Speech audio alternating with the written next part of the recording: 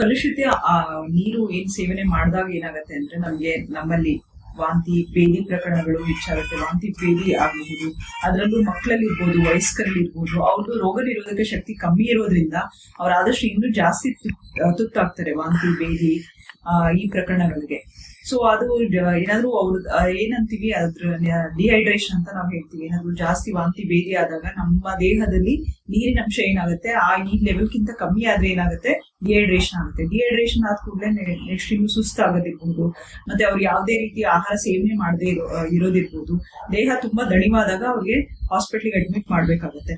So ಹಾಗಾಗಿ ಈ ಕಲುಷಿತ ನೀರ್ನ ಯೂಸ್ ಮಾಡಬಾರ್ದು. ಸೊ ಕಲುಷಿತ ನೀರು ಆತರ ಏನಾದ್ರು ಬಂದಾಗ ನೀವು ನಿಮ್ಮ ಅಧಿಕಾರಿಗಳಿಗೆ ನೀವು ತಿಳಿಸ್ಬೇಕಾಗತ್ತೆ. ಮತ್ತೆ ಈ ಕಲುಷಿತ ನೀರಿಂದ, ಅದರಲ್ಲೂ ಇವಾಗ ಬೇಸಿಗೆಗಾಲ ಇರೋದ್ರಿಂದ ನೀವು ಜಾತ್ರೆಗೆ ಅಥವಾ ಬೇರೆ ಸಂತೆಗೆ ಅಲ್ಲಿಗೆ ಇಲ್ಲಿಗೆ ಫಂಕ್ಷನ್ಸ್ ಜಾಸ್ತಿ ಆಗ್ತಾ ಇರುತ್ತೆ. ಸೊ ಅಲ್ಲಿ ಅಟೆಂಡ್ ಮಾಡ್ತಾ ಇರ್ತೀರಾ ಅದಿರ್ಬೋದು, ಅಥವಾ ಎಲ್ಲೋ ಪ್ರಯಾಣ ಬೆಳೆಸ್ತಿರ್ತೀರಾ, ಎಲ್ಲೋ ಟ್ರಿಪ್ ಅಂತ ಹೋಗ್ತಿರ್ತೀರಾ. ಅಲ್ಲೇನಾದ್ರು ನೀವು ಕಲುಷಿತ ನೀರನ್ನ ನೀವು ಸೇವನೆ ಮಾಡಿದಾಗ ಈ ತರ ಹೊಟ್ಟೆ ನೋವು ಇರ್ಬೋದು, ವಾಂತಿ ಭೇದಿ ಅದೆಲ್ಲ ಆಗ್ಬೋದು. ಅದು ಜಾಸ್ತಿ ಮಟ್ಟದಲ್ಲಾದಾಗ ನಮ್ಮ ದೇಹದಲ್ಲಿರೋ ನೀರಿನ ಅಂಶ ಕುಗ್ಗುತ್ತೆ. ಅವಾಗ ನಿಮ್ಗೆ ಇನ್ನೂ ದಣಿವಾಗುತ್ತೆ, ಅವಾಗ ಇದು ಚಿಕಿತ್ಸೆ ಬೇಕಾಗುತ್ತೆ. ಹಾಗಾಗಿ ನಮ್ ಕಡೆಯಿಂದ ಏನಂದ್ರೆ ಒಳ್ಳೆ ಶುದ್ಧವಾದ ನೀರನ್ನ ಬಳಸಿ ಅಂತ ನಮ್ಮ ಆರೋಗ್ಯ ಇಲಾಖೆಯಿಂದ ನಾವು ತಿಳಿಸ್ತೀವಿ.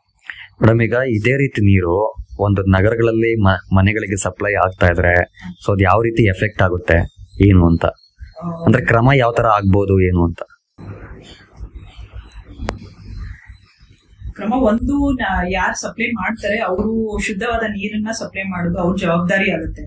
ಸೊ ಅವ್ರದ್ದೇನ ಅಲ್ಲಿ ಏನಾದ್ರು ಇವಾಗ ಡ್ರೈನೇಜ್ ವಾಟರ್ ಜೊತೆ ಕಂಟಾಮಿನೇಟ್ ಆಗ್ತಿದೆ, ಅಥವಾ ಅಲ್ಲಿ ಟ್ಯಾಂಕ್ ಎಲ್ಲಿ ಸ್ಟೋರೇಜ್ ಆಗ್ತಿದೆ ಅಲ್ಲೇ ಏನಾದ್ರು ಕ್ಲೀನ್ ಇಲ್ಲ, ಟ್ಯಾಂಕ್ ಕ್ಲೀನ್ ಇಲ್ಲ ಅಂತ ಆದಾಗ, ಅಥವಾ ರೆಗ್ಯುಲರ್ ಆಗಿ ಟ್ಯಾಂಕ್ ನ ಕ್ಲೀನ್ ಮಾಡ್ತಾ ಇಲ್ಲ, ಅಥವಾ ಸರಬರಾಜು ಮಾಡೋ ಟೈಮ್ ಅಲ್ಲಿ ಏನೋ ಇದು ಮಿಕ್ಸ್ ಆಯ್ತು, ಡ್ರೈನೇಜ್ ಜೊತೆ ಮಿಕ್ಸ್ ಆಯ್ತು ಅಂದಾಗ ಅದೇನಾಗುತ್ತೆ, ಇದು ಮನೆ ಮಟ್ಟದಲ್ಲಿ ಏನಾಗುತ್ತೆ, ಮನೇಲಿ ಎಲ್ಲರೂ ಮನೇಲೂ ಫಿಲ್ಟರ್ ಇರಲ್ಲ, ಅಥವಾ ಎಲ್ಲರೂ ಮನೇಲೂ ಸ್ಪೆಸಿಫಿಕ್ ಆಗಿ ಅವರು ಆರ್ ಒ ವಾಟರ್ ಆತರ ಯೂಸ್ ಮಾಡಲ್ಲ. ಆವಾಗ ಏನಾಗುತ್ತೆ, ಡೈರೆಕ್ಟ್ ಜನ ಏನ್ ಮಾಡ್ತಾರೆ, ಓಕೆ ಏನ್ ನೀರ್ ನಮಗೆ ಸರಬರಾಜು ಆಗ್ತಿದೆ ಅದು ಶುದ್ಧವಾದ ನೀರು ಅನ್ಕೊಂಡು ಏನ್ ಮಾಡ್ತಾರೆ, ಡೈರೆಕ್ಟ್ ಕೊಡದಲ್ಲಿ ಇರ್ಬೋದು ಅಥವಾ ಬಕೆಟ್ ಅಲ್ಲಿ ತಗೊಂಡು ಡೈರೆಕ್ಟ್ ಅದನ್ನೇ ಸೇವನೆ ಮಾಡ್ತಾರೆ.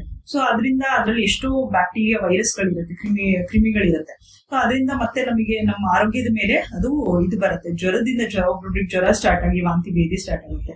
ಸೊ ಹಾಗಾಗಿ ಈ ಒಂದು ಸರಬರಾಜುವಿಂದ ಏನಾಗುತ್ತೆ, ನಮಗೆ ಆರೋಗ್ಯದ ಮೇಲೆ ವ್ಯತ್ಯಾಸ ಆಗೇ ಆಗುತ್ತೆ.